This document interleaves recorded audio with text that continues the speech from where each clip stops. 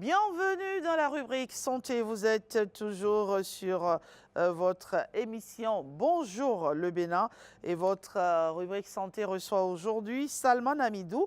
Il est médecin épidémiologiste et avec lui on va parler donc du cancer. Bonjour Monsieur Hamidou. Bonjour madame. Merci de nous rejoindre sur ce plateau. On va donc parler de cancer, on va parler de prise en charge, on va parler de rémission, on va parler aujourd'hui aussi des perspectives. Alors, ma première question, elle est celle-ci. Aujourd'hui au Bénin, comment se présente la situation globale du cancer, toutes formes confondues? Ok, merci beaucoup. Au Bénin, aujourd'hui, on peut dire qu'environ 15 000 personnes vivent avec le cancer. 15 000. 15 000 personnes et environ 7 500 cas, nouveaux cas par an et environ 5 000 décès chaque année liés au cancer. C'est beaucoup, hein? Oui, c'est beaucoup. 7 500 cas chaque année et environ 5 000 personnes décèdent chaque année. Tout à fait. C'est alarmant, non, docteur? C'est très alarmant. Oui. C'est très alarmant et ce qui frustre le plus, c'est que nous pouvons faire mieux. Nous pouvons faire mieux, surtout par la prévention, tout simplement en changeant de comportement. C'est surtout ça. On va y revenir. Mais avant tout cela, à quel stade de la maladie les patients arrivent-ils le plus souvent dans les structures de prise en charge? Le stade de la maladie est justement le facteur le plus préoccupant et qui fait que la plupart des patients vont décéder.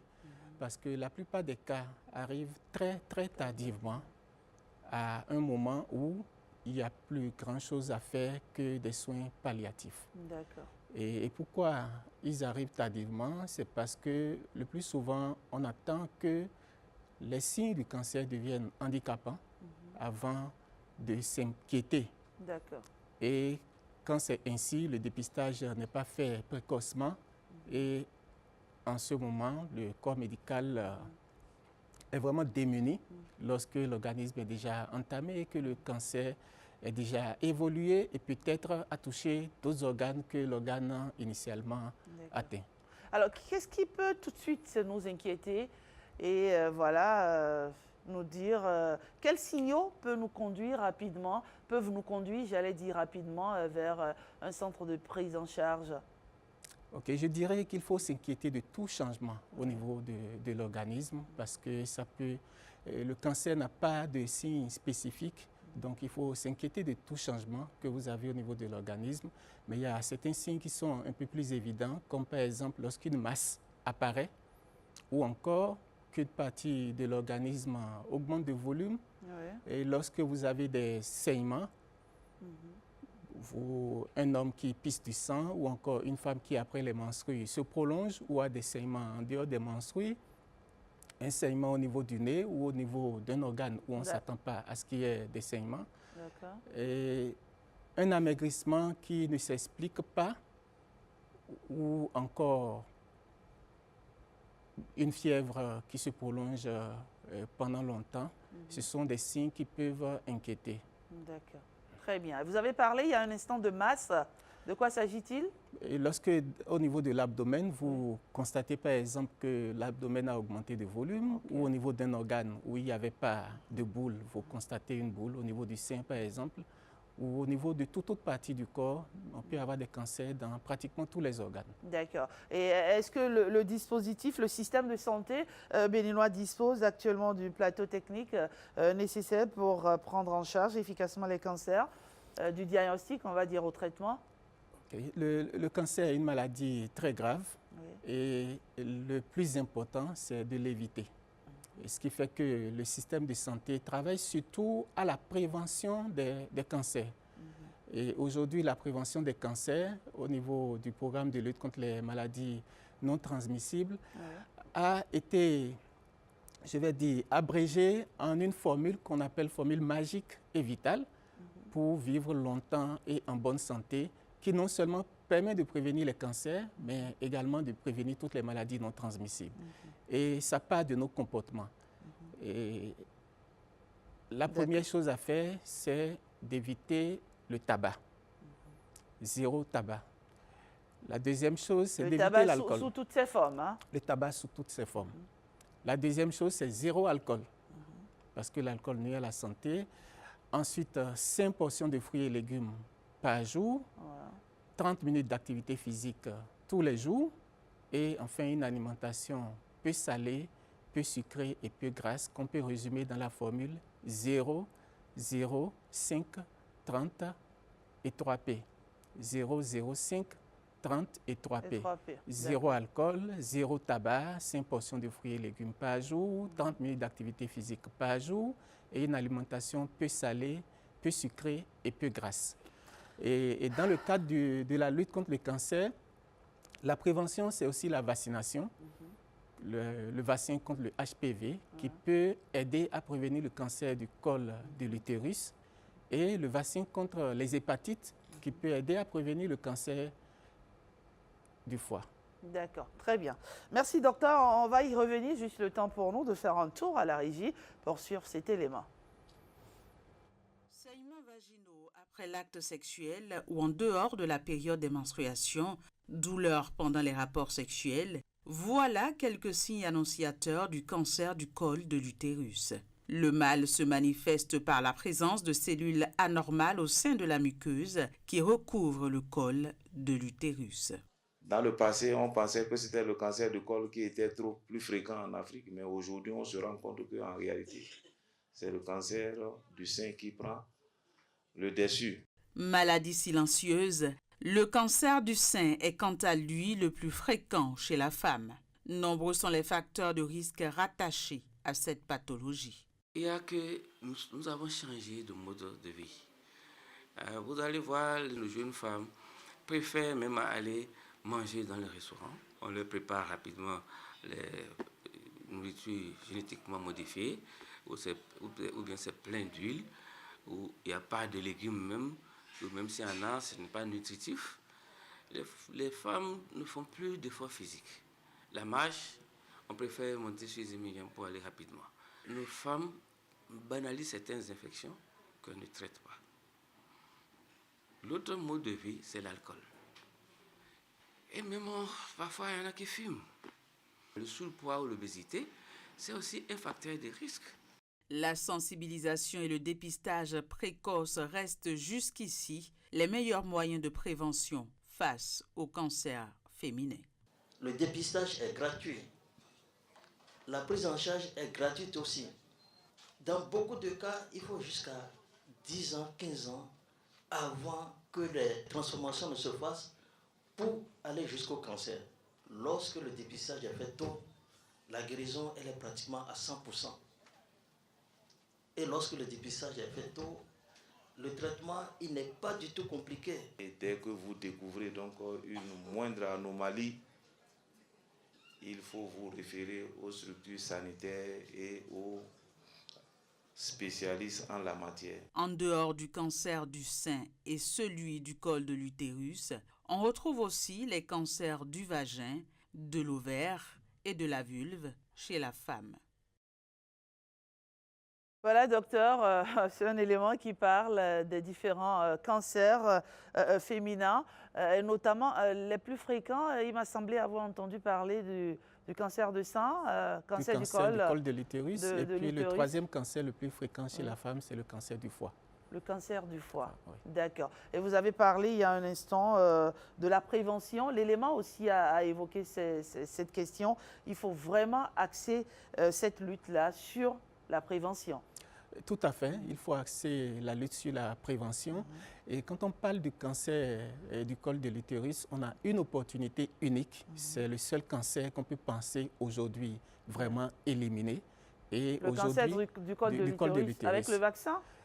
Non. Avec 3 piliers. 3 piliers, d'accord. Bien sûr, la vaccination qui permet de prévenir 90% des cas de cancer du col de l'utérus. Et le deuxième pilier, c'est le dépistage. Et aujourd'hui au Bénin, nous avons dans 5 départements déjà, et c'est en train actuellement de couvrir toutes les communes, nous avons le dépistage des lésions de l'HPV, qui est en fait le virus qui va modifier les cellules et entraîner plus tard le cancer du col de l'utérus. Et lorsque l'HPV est positif, on fait le dépistage des lésions précancéreuses du col. Et c'est là l'opportunité parce que dans le cas de la plupart des cancers, on se rend compte lorsque le cancer est déjà là. Mais dans le cas du cancer du col de l'utérus, on a la possibilité de voir les cellules modifiées 10 à 15 ans avant même que le cancer n'apparaisse. Et lorsqu'on peut traiter ces cellules modifiées, les lésions précancéreuses du col, on peut à coup sûr éviter le cancer du col de l'utérus. Et le dispositif aujourd'hui, c'est de dépister les lésions précancéreuses du col de l'utérus et de les traiter gratuitement chez toutes les femmes. D'accord. Et une fois que les traitements sont terminés, quel est concrètement le sort réservé aux patients atteints du cancer au Bénin? Aujourd'hui, si on parle du cancer du col de l'utérus sur lequel on était, je viens de dire, le traitement est gratuit. D'accord. Lorsque on fait le dépistage des lésions précancéreuses, le traitement est gratuit. Mais par contre, quand le cancer est déjà installé, lorsqu'il y a des métastases, les possibilités thérapeutiques sont assez limitées. C'est pourquoi c'est vraiment très important que le dépistage se fasse assez tôt. Et quand on parle de dépistage tôt, c'est le dépistage chez une personne qui n'a aucun signe. Ouais. Est-ce que vous avez fait votre dépistage HPV, par exemple? C'est gratuit, tout près d'ici, au centre de santé de Gbega, mais vous pouvez le faire. Et donc, le plus difficile, c'est de convaincre une femme qui va bien, qui est occupée et qui dit n'avoir pas le temps d'aller s'asseoir et attendre qu'on lui fasse un geste pour lequel elle ne semble pas avoir un besoin imminent. D'accord. Or, c'est à ce moment qu'on peut agir lorsqu'on dépiste une femme, alors qu'elle va encore bien, il y a toutes les chances qu'elle puisse guérir. Très bien, docteur. Alors, qu'est-ce que vous souhaitez ce matin? Que ce déclic-là se produise, que la téléspectatrice ou le téléspectateur qui nous regarde ce matin se dise quoi? C'est vrai, j'ai l'air de bien me porter, mais il faut que je pense à aller me faire dépister. Tout à fait. C'est le message le plus important. C'est le message le plus important. Et le thème de la journée mondiale de lutte contre les cancers aujourd'hui, c'est « Unis pour l'unique ». Pourquoi? Parce que chaque cas est différent. D'accord. Et si votre voisin a eu des signes à traîner avant d'aller se faire dépister, il se pourrait que chez vous, ça ne se passe pas de la même façon. Il y en a également qui sont fatalistes, qui se disent « je préfère ne pas savoir ». Non, on peut se faire dépister tôt et aller bien. Ce n'est pas la meilleure des attitudes d'ailleurs. Comment? Je dis ce n'est pas la meilleure des attitudes. Je préfère ne pas savoir. Mais la politique de l'autruche ne vous sauve pas. Exactement. Et donc, il est très important qu'aujourd'hui, pour les femmes, à partir de 25 ans, aller se faire dépister. Dans toutes les formations sanitaires périphériques, c'est disponible. Et n'attendez pas d'avoir des signes, parce que quand on a des signes, c'est qu'il est probablement déjà très tard. Et chez les hommes, dès 45 ans, consulter un médecin et se faire screener globalement pour toutes les maladies, y compris les cancers, et notamment chez les hommes, le cancer de la prostate. D'accord. Mais une fois qu'on est traité, est-ce qu'il y a un dispositif national de suivi après? Oui, tout à fait. Oui. Pour les lésions précancéreuses, après le traitement, on vous donne des rendez-vous de suivi. Et pour tous les cas de cancer, après que vous soyez déclaré en rémission, il y a une surveillance qui est faite pour s'assurer qu'effectivement toutes les cellules cancéreuses ont été éliminées. Et il est également constaté dans certains cancers qu'il peut y avoir des récidives. Donc, lorsqu'un cancer est dépisté et que la personne est considérée comme à risque, il y a une surveillance qui se met en place pour faire en sorte que s'il doit y avoir une récidive ou une rechute, on puisse prendre cela en charge de façon très précoce. D'accord. Et au Bénin, est-ce que la majorité des patients traités s'en sortent? Oui, tout à fait. Pour ceux que nous voyons tôt, les patients s'en sortent et le dispositif au Bénin se renforce davantage tous les jours. Dans le traitement du cancer, la chimiothérapie et la chirurgie étaient déjà disponibles et avec l'ouverture du CHIC, nous avons désormais sur place au Bénin la radiothérapie qui est disponible, qui complète le dispositif et qui permet d'offrir les meilleures chances de rémission ou de guérison aux patients atteints de cancer au Bénin. Et la rémission, est-ce qu'elle est une réalité fréquente au Bénin pour l'ensemble des cancers? Tout à fait. La rémission est une réalité, surtout quand le cancer est dépisté très tôt et que le traitement a été mis en place assez tôt au moment opportun. Mais toutefois, pour ceux qui viennent en retard, le gouvernement a mis en place un programme de soins palliatifs qui permet de les accompagner dignement en diminuant autant que possible la douleur, qu'elle soit physique ou morale, et faire en sorte que la séparation avec la famille se passe dans les meilleures conditions que possible. Et donc, on peut dire qu'au Bénin, la prise en charge est parfaite. Il y a une bonne prise en charge la prise en charge des cancers a beaucoup évolué ces dernières années. Et nous n'avons pas parlé du cancer pédiatrique. Je voudrais saluer la Fondation Claudine Talon qui appuie le gouvernement dans la lutte contre le cancer en général. Et ils sont notamment présents dans le cancer féminin, mais également les cancers de l'enfant avec la construction à Porte-Novo d'un service d'oncologie pédiatrique et à côté, une maison pour les parents et lorsque l'enfant doit être traité au long cours pour qu'il puisse rester pas loin de l'enfant, surtout lorsqu'ils viennent de très loin. Donc le dispositif existe et il est là. Le plus gros problème que nous avons aujourd'hui, c'est de dépister les cas et de les dépister assez tôt. Parce que les représentations sociales que nous avons des maladies chez nous font que parfois on traîne beaucoup dans des consultations chez les guérisseurs qui n'ont pas forcément les moyens de venir à bout de ces maladies. Et quand les malades arrivent à l'hôpital, il est souvent tard. C'est ce qui fait que le cancer est toujours perçu comme une maladie fatale. Lorsqu'il est dépisté tôt, lorsque les soins sont mis en branle très rapidement, aujourd'hui, la guérison est une réalité au Bénin. Et vous avez parlé tout à l'heure du cancer pédiatrique. Ça prend de l'ampleur, docteur. Oui. Et au Bénin, on estime qu'environ 500 enfants sont touchés par les cancers chaque année. Mais parmi eux, c'est à peine 100-150 qui arrivent vers le système de santé. D'accord. Il meurt? Il meurt, c'est ça? Oui, chez nous aujourd'hui, on va dire qu'à peine 20% des enfants, globalement, vont guérir de leur cancer, alors qu'en Occident, c'est plutôt le contraire, plus de 80 à 90% peuvent guérir. Mais pourquoi? Parce que chez nous, les enfants aussi viennent tardivement. Mais en tant que parent, je suis un peu préoccupée. Permettez-moi de vous poser cette question. Comment un enfant peut souffrir de cancer? Je veux comprendre. Bon, effectivement, les causes des cancers chez les enfants ne sont pas encore très connues, mais il y a des causes assez évidentes telles que l'exposition à certains métaux lourds, l'exposition aux hydrocarbures et certains produits toxiques dans l'alimentation. Et chez les enfants, nous mettons l'accent surtout sur le dépistage précoce. Et lorsque, par exemple, un enfant a un œil qui louche ou encore un reflet blanc au niveau de l'œil, ou qu'il a une masse, ou qu'il a une hémorragie qu'on ne s'explique pas, ou qu'il a une fièvre traitée, paludisme, fièvre typhoïde, tout ça, et ça traîne plus de 3 semaines, il est très important de prendre l'avis d'un agent de santé qui pourrait éventuellement suspecter un cancer. Et chez les enfants, si le cancer est dépisté tôt, la plupart s'en sortent. Le potentiel de guérison chez les enfants est infiniment élevé, ce qui fait que si l'enfant est dépisté tôt et que le traitement est mis en place, la plupart s'en sortent. Et c'est aujourd'hui une réalité que les enfants guérissent du cancer, même dans notre contexte. Merci, docteur. Pour finir, que faut-il renforcer, selon vous, pour une meilleure prise en charge et un meilleur suivi des patients?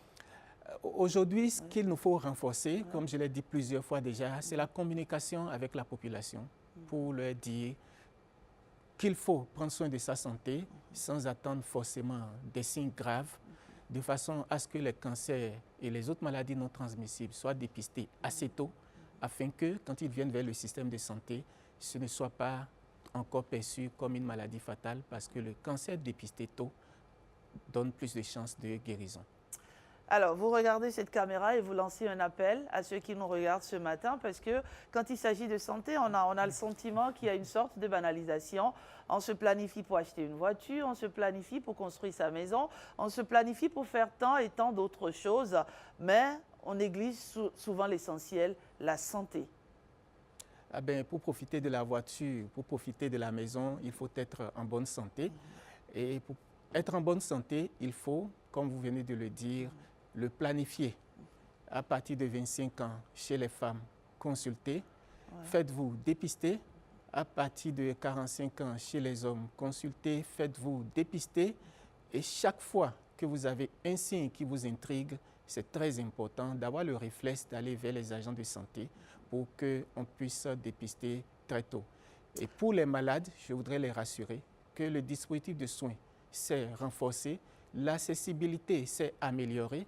Et d'ailleurs, en Conseil des ministres, vous avez dû voir passer une communication sur un partenariat public-privé qui va amener le gouvernement et ses partenaires à investir sur 5 ans plus de 30 milliards de francs CFA pour la lutte contre le cancer, notamment la prise en charge des malades. Donc je voudrais rassurer les malades que le dispositif se renforce, l'accessibilité se renforce. Il est très important, lorsque vous avez des signes, de vous faire dépister très précocement pour bénéficier des soins qui sont disponibles.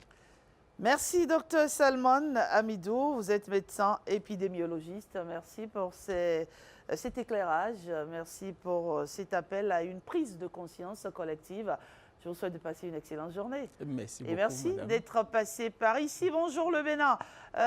Poursuit son chemin et marque un arrêt sur la rubrique éducation aux médias.